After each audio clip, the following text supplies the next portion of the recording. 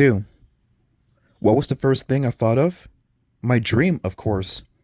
Once again, I saw the robot running down the street, picking up cars, smashing them on the pavement. Is that what happened here? Did my dream come true? Did Francine run away? Of course not. She couldn't walk quickly or very far, and she definitely wasn't programmed to open the garage door and then close it again. Gates and I stood in the center of the garage, staring at the spot where the robot should have been. Have we been robbed? Gates said finally. His voice came out tiny and a little bit shaky. I opened my mouth to reply, but stopped when I heard laughter. Whoa! I spun around to the open door. Gates sighed. I recognized that laugh. So did I. We both dove out of the garage and saw Chaz Fremont on the patio. He stood there laughing his hee-haw donkey laugh with one arm around Francine. Yes, he had Francine. He had been hiding in the garage, waiting for us.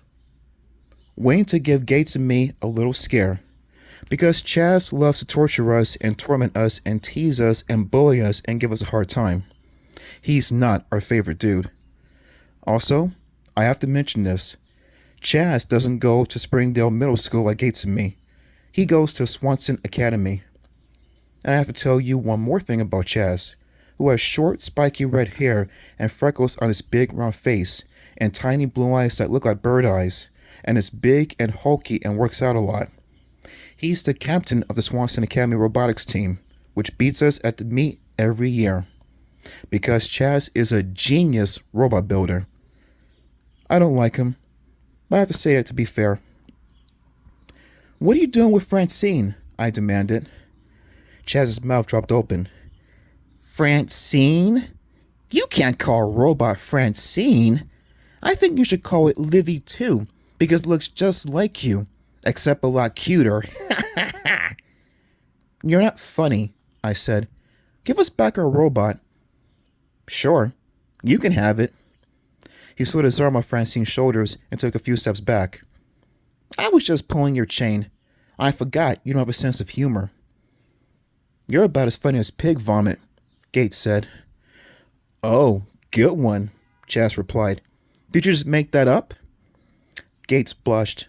He blushes easily, and Chaz always knows how to make him blush. Gates and I lifted our robot off the patio stones and began carrying her into the garage.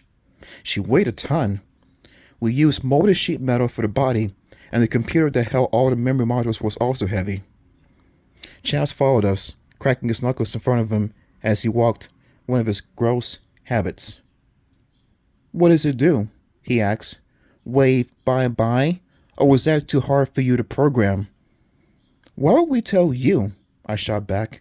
You're the enemy, remember? I'm the frenemy, Chaz said. Remember?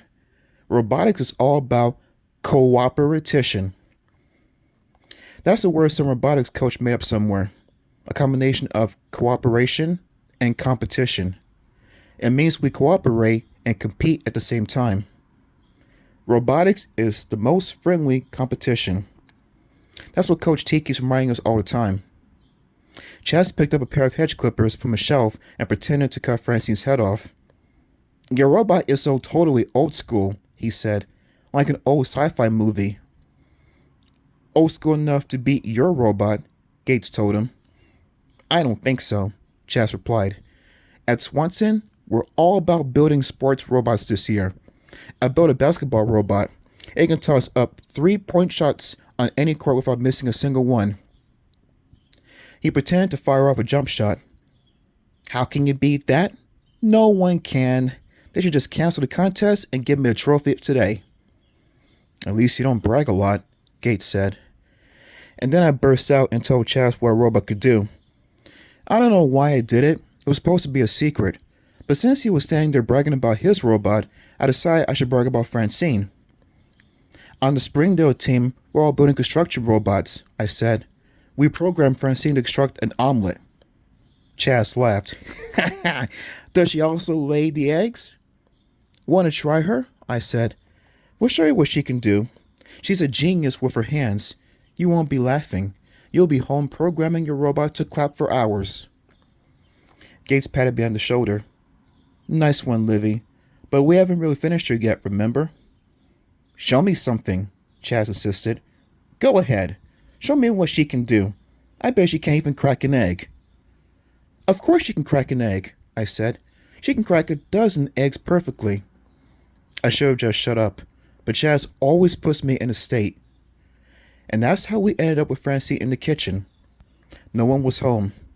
My mom was still at work at her science lab. I pulled out a large bowl and filled it with eggs from the fridge. We carried the bowl to the table. Gates activated the robot and the remote control. Then we attached the metal squeezer hands onto the robot's arm. Chaz hee-hawed. No way, dudes. No way this robot would pick up an egg and crack it, then pick up another egg and crack it. You don't have the skills. We're talking major fail here. We're talking major victory over you, I said. I nodded to Gates. He flicked the power switch and pushed the buttons on the remote to get Francine moving. The robot lowered her head, then raised it. That was a signal that she was powered up and ready.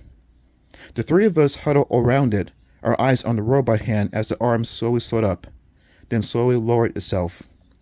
The squeezer claw moved in and out as if practicing. The arm moved slowly down.